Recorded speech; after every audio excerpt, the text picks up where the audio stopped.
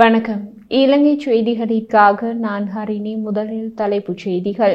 முன்னாள் ஜனாதிபதிகளை விட ஜனாதிபதி அனுரவின் அரசாங்கத்தின் செலவு 100 மில்லியன் ரூபாய் அதிகம் என்று சம்பிக்க ரணவக்க சுட்டிக்காட்டு. கனேமுல்ல சஞ்சீவ படுகொலை சம்பவம் தொடர்பில் மற்றுமொரு சந்தேக நபர் கைது செய்யப்பட்டுள்ளதாக காவல்துறை அறிவிப்பு. வெளியிடப்பட்ட ரணிலின் லீலைகள் 2 நாள் பகிரங்க விவாதம். இனி விரிவான செய்திகள்.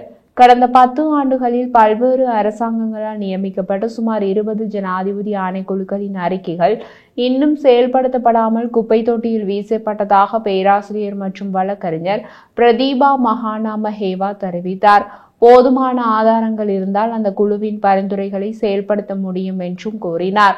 அத்துடன் இந்த ஆணைக்குழுக்களின் நடவடிக்கைகளுக்காக கடந்த காலங்களில் 2 பில்லியன் ரூபாய்களுக்கு மேல் செலவிடப்பட்டுள்ளதாக வட்டாரங்கள் தெரிவிக்கின்றன. சமீபத்தில் நாடாளுமன்றத்தில் சமர்ப்பிக்கப்பட்ட படலந்த ஆணைக்குழு அறிக்கை மீது 2 நாள் விவாதம் நடந்த நாடாளுமன்ற விவகார குழு முடிவு செய்துள்ளது. அதன்படி அறிக்கை மீதான முதல் விவாதம் ஏப்ரல் 10ஆம் தேதி நடைபெற உள்ளது. 2வது விவாதத்தை மே மாதத்தின் பிற்பகுதியில் நடத்த முடிவு செய்யப்பட்டுள்ளது. இனப்பிரச்சினை தீர்வுக்கான சந்தர்ப்பங்களை பலவீனப்படுத்தியவர் ரணில் விக்ரமசிங்கே என வடக்கு மாகாண சபை முன்னாள் உறுப்பினர் சாபா குகதாஸ் குற்றம் சாட்டியுள்ளார். ஊடகங்களுக்கு கருத்து தெரிவிக்கும் போதே அவர் இதனை தெரிவித்துள்ளார். அவர் மேலும் தெரிவிக்கையில், அண்மையில் சர்வதேச ஊடகம் ஒன்றிற்கு நேர்காணல் வழங்கிய முன்னாள் ஜனாதிபதி ரணில் விக்ரமசிங்கே நாட்டின் இனப்பிரச்சினையை சர்வதேசத்தால் தீர்க்க முடியாது என்றும் உலக பொறிமுறை மூலம்தான் குற்றவாளிகளுக்கு தண்டனை வழங்க வேண்டும் என்றும் கூறினார். அத்துடன் சர்வதேச விசாரணை தேவையில்லை எனவும் மாகாணங்களுக்கு அதிகாரங்களை பகிர வேண்டும் எனவும் அதிகாரங்கள் இழந்த நிலையில் வெளிப்படுத்தியுள்ளார். கடந்த 2000ஆம் ஆண்டு இனப்பிரச்சினைக்கான புதிய அரசியலமைப்புக்கான உத்தேச வரைவு நாடாளுமன்றத்தில் சந்திரிகா ஆட்சியில் சமர்ப்பித்த போது எதிர்க்கட்சி தலைவராக இருந்த ரணில் உத்தேச வரைவின் பிரதிநிதிகளை நாடாளுமன்றத்தில் தீயிட்டு கொளுத்தினார்.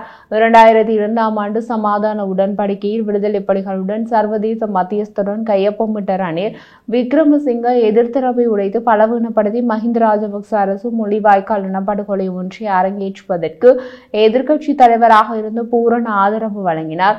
நல்லாட்சி அரசில் மைத்ரிபால சிறிசேனவை பலவீனப்படுத்தி புதிய அரசியலமைப்பு விடயம் பலவீனப்படுத்தும் கலகலப்பு பொறிமுறையில் போர்க்குற்ற விசாரணைகளை மேற்கொள்வதற்காக கால நீடிப்பை பெற்று ஏமாற்றியதையும் மாகாண சபை தேர்தலை நடத்திவிடாது தடுப்பதற்கு தேர்தல் முறையில் திருத்தம் என்ற நாடகத்தில் எல்லை நிர்ணய விடயத்தை வைத்து தேர்தலை தடுத்தமையும் வரலாறு. ரணில் விக்ரமசிங்கே தனக்கு கிடைத்த சந்தர்ப்பங்களை திட்டமிட்டு சீரழித்துவிட்டு கிடைத்த காலத்தில் நிறைவேற்றக்கூடிய நல்ல விடயங்களை அரசியலாக மாற்றிவிட்டுள்ளார். இப்போது அதிகாரங்கள் இழந்த நிலையில் பித்தலாட்டம் போடுவதில் அர்த்தமில்லை. அதே நேரம் வரலாறு மன்னிக்கப் போவதில்லை என அவர் தெரிவித்துள்ளார். உள்ளூராட்சி மன்ற தேர்தலுக்கு உரிய விடயங்கள் தொடர்பில் கலந்துரையாடுவதற்காக தேர்தலில் போட்டியிடும் அரசியல் கட்சிகளின் செயலாளர்களுக்கும் தேர்தல் ஆணைக்குழு அதிகாரிகளுக்கும் இடையில் இன்று சந்திப்பொன்று இடம்பெற்றது. அந்த கலந்துரையாடலில் தேர்தலுக்கான உத்தேச செலவினம் உள்ளிட்ட விடயங்கள் தொடர்பில் கவனம் செலுத்தப்பட்டுள்ளது.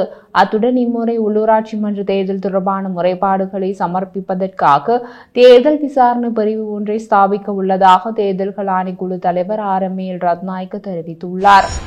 தேசிய மக்கள் சக்தியின் நாடாளுமன்ற உறுப்பினர் சுசந்த கொடவத்திற்கு எதிராக அவரது மனைவி வழக்கு தாக்கல் செய்துள்ளார்.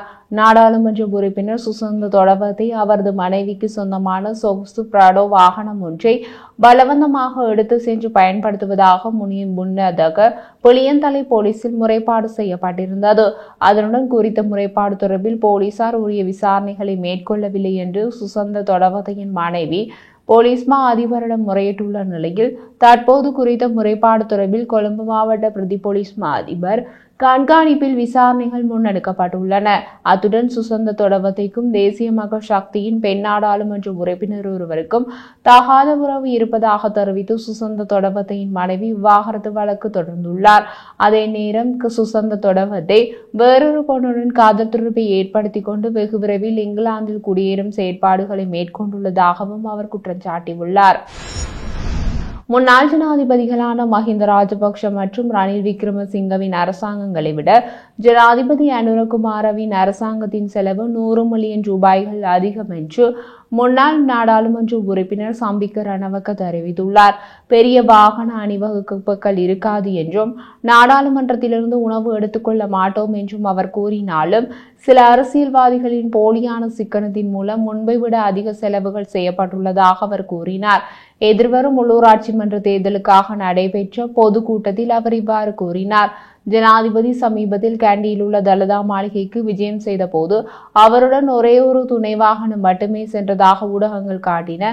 ஆனால் அவரது பாதுகாப்பிற்காக சுற்றியுள்ள அனைத்து சாலைகளிலும் 10,000க்கும் மேற்பட்ட போலீஸ் அதிகாரிகளும் நூற்றுக்கணக்கான பாதுகாப்பு வாகனங்களும் நிறுத்தப்பட்டிருந்ததாகவும் அவர் கூறினார்.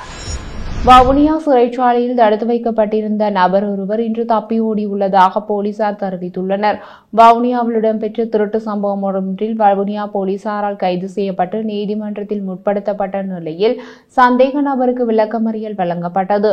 இந்த நிலையில் வவுனியா சிறைச்சாலையில் விளக்கமறியலில் வைக்கப்பட்டிருந்த குறித்த நபரே இவ்வாறு சிறைச்சாலையிலிருந்து தப்பியோடியுள்ளார்.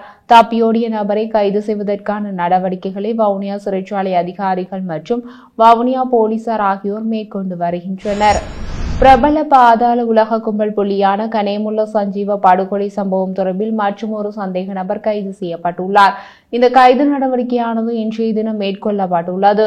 கொழும்பு மாதம்பட்டிய பிரதேசத்தை சேர்ந்த 23 வயதான இளைஞர் ஒருவரே இவ்வாறு கைது செய்யப்பட்டுள்ளார். குறித்த இளைஞர் கனேமுல்ல சஞ்சீவ படுகொலை செய்யப்பட்ட தினத்தில் நீதிமன்ற தொகுதியில் கொலையாளிக்கு உதவும் வகையில் செயற்பட்டதாக அவர் மீது குற்றம் சாட்டப்பட்டுள்ளது. குறித்த இளைஞரின் கையை தொடர்ந்து கனேமுல்ல சஞ்சீவ படுகொலை சம்பவம் தொடர்பில் இதுவரை 14 சந்தேக நபர்கள் கைது செய்யப்பட்டுள்ளனர். உடனடியாக அமலுக்கு வரும் வகையில் பல இறக்குமதி மற்றும் ஏற்றுமதி விதிமுறைகளை திருத்தி அமைத்து இலங்கை அரசாங்கத்தினால் விசேட வர்த்தமானி வெளியிடப்பட்டுள்ளது.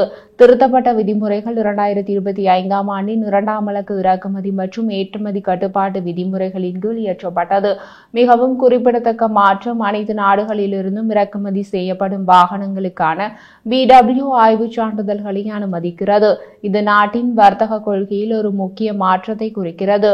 மோட்டார் வாகனங்களை அகற்றுவதற்கு முன்னர் இறக்குமதி ஆவணங்களின் நம்பகத்தன்மையை ஆன்லைனில் சரிபார்க்க இலங்கை சங்கம் இப்போது கட்டாயப்படுத்தப்பட்டுள்ளது.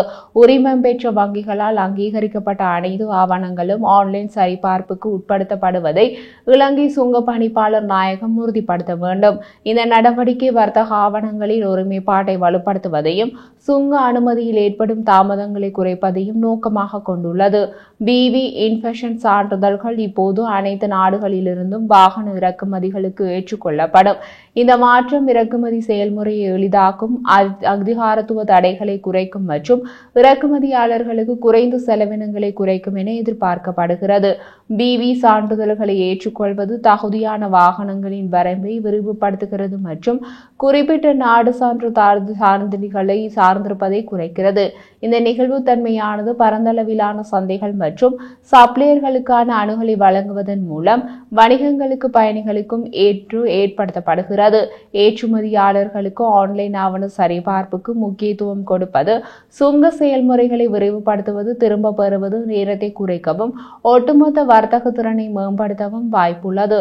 இந்த மாற்றங்கள் டிஜிட்டல் மயமாக்கல் மற்றும் எல்லை தாண்டிய வர்த்தகத்தில் வெளிப்படைத்தன்மையை நோக்கிய உலகளாவிய போக்குகளுடன் ஒத்துப்போகின்றன.